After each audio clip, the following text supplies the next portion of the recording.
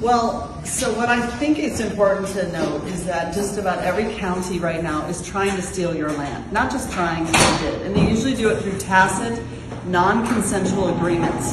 So when you signed or you registered to vote here, when you signed a marriage certificate, when you signed your children into the hospital, when you signed their birth certificate, when you signed your driver's license, all of these things are scams to not only steal everything that you own, your entire estate, your children, and your land. No, the way that they've actually stolen the land is quite fascinating. They just created an overlay of zip codes, then they claimed them. But the thing about it is they can't claim your land. Land can only be passed from one sovereign to the next. It cannot be passed to a foreign corporation. So what they're doing is they're claiming your land because you haven't, and that way when you die, they can take it from your heirs.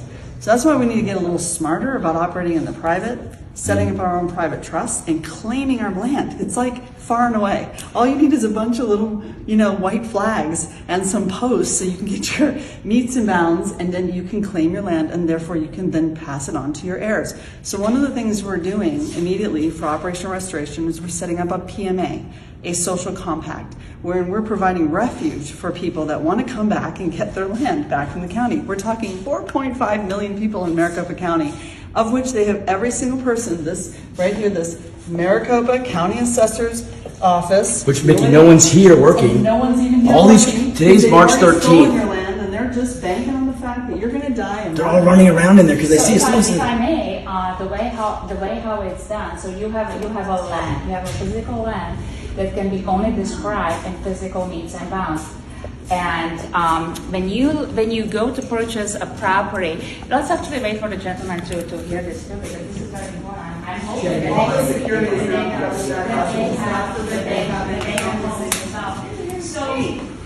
So when you go to purchase a property, you have a realtor, right? And they show you the actual land. They show you the front yard, they show you the backyard, they show you the house. You walk through the house, right? You love the barbecue and say, yeah, I want this house. Okay, then they show you through this escrow process. And at the end, they create deed of trust, warranty deed, corporate deed, or some kind of deed. And in that moment, what they've done, they take in the description of the land and they took you into a fiction, okay? Mm-hmm. And the way how they do it, as Mickey was saying, through the assessor.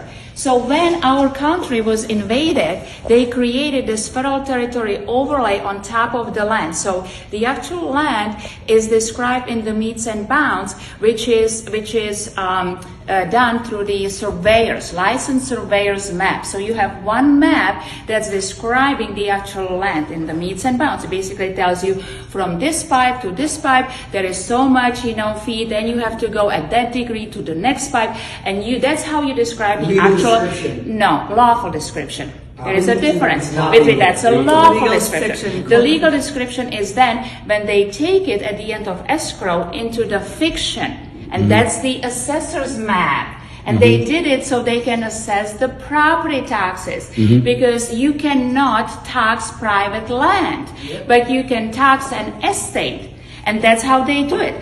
That they take the surveyor's map, they create another map through the assessor's office called the assessor's map.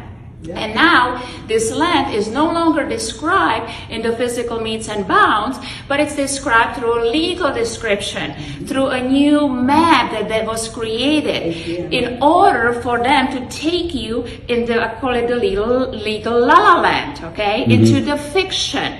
And you think you are buying a property, but no, you are actually buying an interest on their parcel. And the way how you know is just read your deed. In your deed, it will tell you that you are a tenant. How can you own a property and be a tenant? And how come if you paid all your property, if you paid for the house that you own, how come, let's say you get a disease and something bad happens to you and you can no longer afford to pay the property taxes, that the county can come and steal your house that it's paid for? How is that done? This is how it's done. It's all done for fraud. And people don't even realize that actually they are not foreclosing on the actual land, but they are foreclosing on a fiction, on APN number, which doesn't exist. It only exists as a creation of the mind. Okay? So the solution is people need to wake up and they need to make claim to the land that's actually sitting abandoned.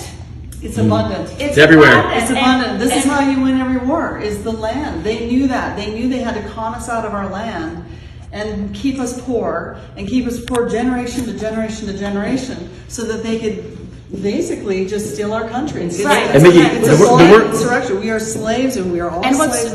The word mortgage comes from the root word mort, which is mortician, and gauge, which is wish. So a mortgage is a 30-year sentence with interest. Death It's a death wish, mortgage. And they've drawn money from your Exactly. Sister KB Trust to pay for it. So there's no proof that the bank even funded it in the first place. Yeah, because You there is guys- no money. There is no money. Money was taken away through the Emergency Banking Act in 1933. So if there is no money, they couldn't just take the money. They had to create a system. It's basically the credit system through the trust. You can only discharge, set off, or terminate the debt if you have no way to pay for anything.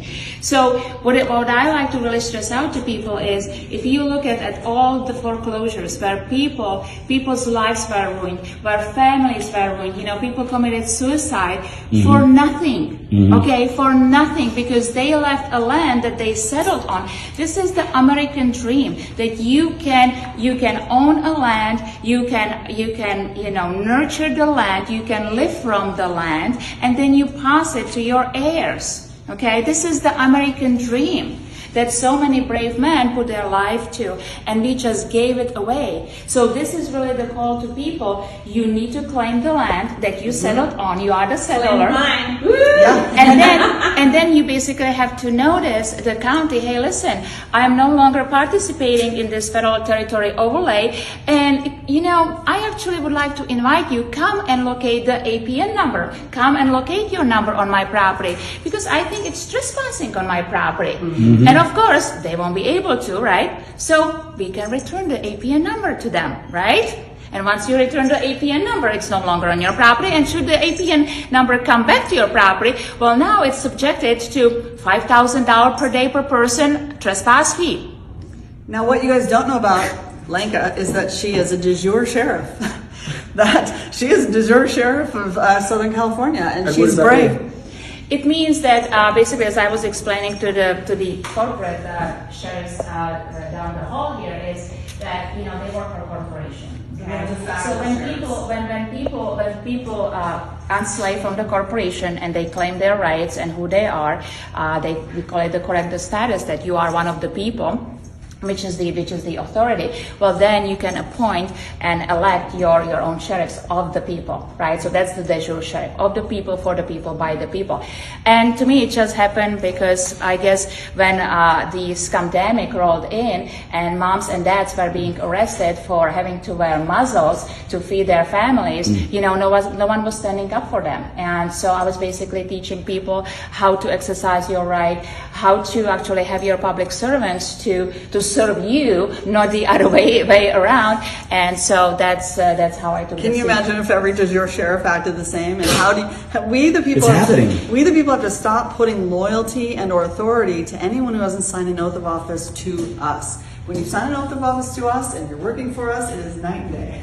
It's night and day. And I can actually show anyone my oath of office, that's legitimate, and it's an honor to have it, and I'm just here to serve. I don't get paid.